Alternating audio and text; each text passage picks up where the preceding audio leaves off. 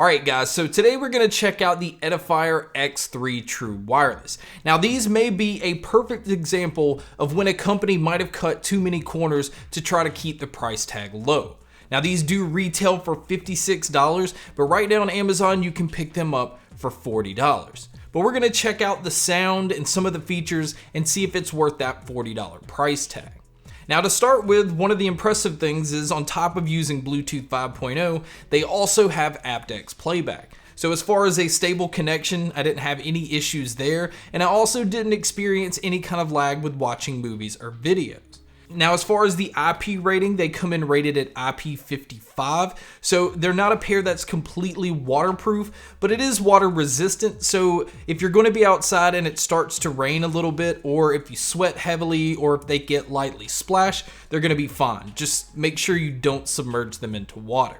Now as far as what you're getting inside the box, if you were to look at their Amazon page, it actually says that multiple foam tips are included, but actually what you get inside the box are small, medium, and large silicone ear tips. So I'm not sure why it says that, but do know that there are not foam ear tips inside the box.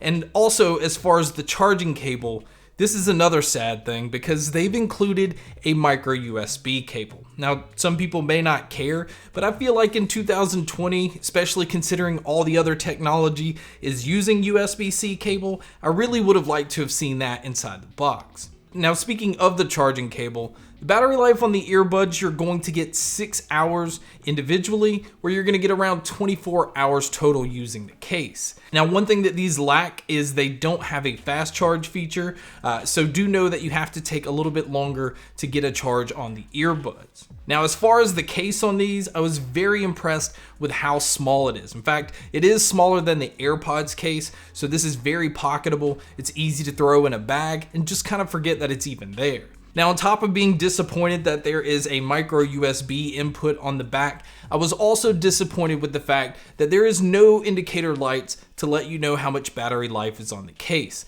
I find that very odd because you'll never know how much battery life you have on the case before actually needing to charge it back. Now, when you pull out the earbuds, one of the first things that I notice is these are extremely light. They kind of have that hollow feel to them, but because the ear tips had a really nice grip in my ear, I never felt like they were going to fall out. They felt very stable, and so I had no issues when it came to that. Now, when it comes to the controls on here, these do use touch controls, but sadly there's no volume control. You have to actually summon your smart assistant to control the volume, or you have to pull out your phone. So although you have your play, your pause, skipping your tracks forward and going backwards, I still feel like it's missing out by not having volume control.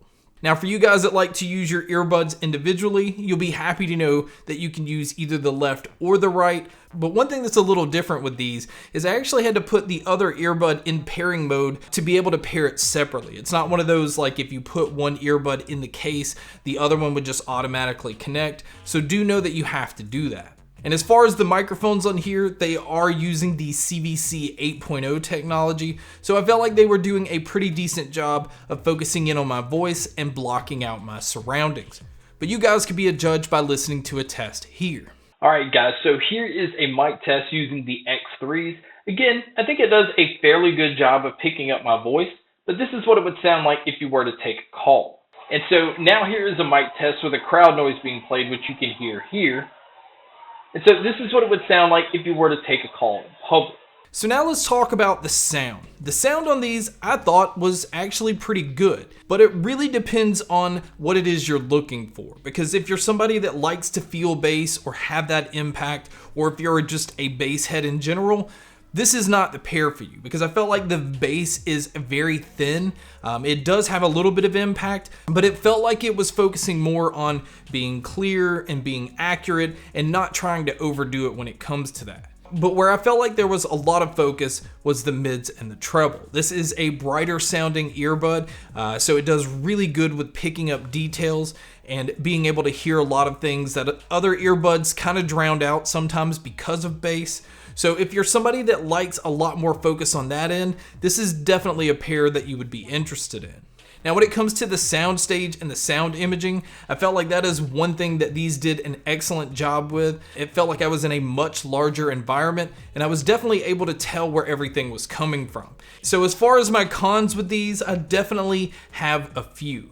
One is the micro USB cable. There's just no way around that. I'm never going to be happy when a company chooses to use that, especially in 2020. Now, the other thing is the charging case. I really think there needs to be some kind of indicator light so that you know how much battery life is left on the case. I really do not like the controls of the earbuds, especially because they decided to drop the volume control. And then I always felt like with listening to music that I wanted a little bit more bass. So I definitely feel like these needed more bass. I think a lot of people are going to be unhappy with that because a lot of people are used to hearing bass or feeling bass to some extent.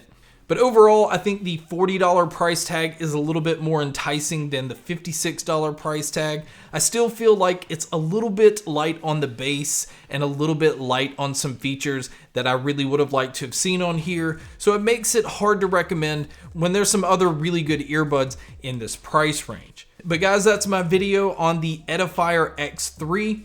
Thank you so much for checking out this video. Thank you so much for checking out all the other videos. And as always, make sure to stay tuned for more.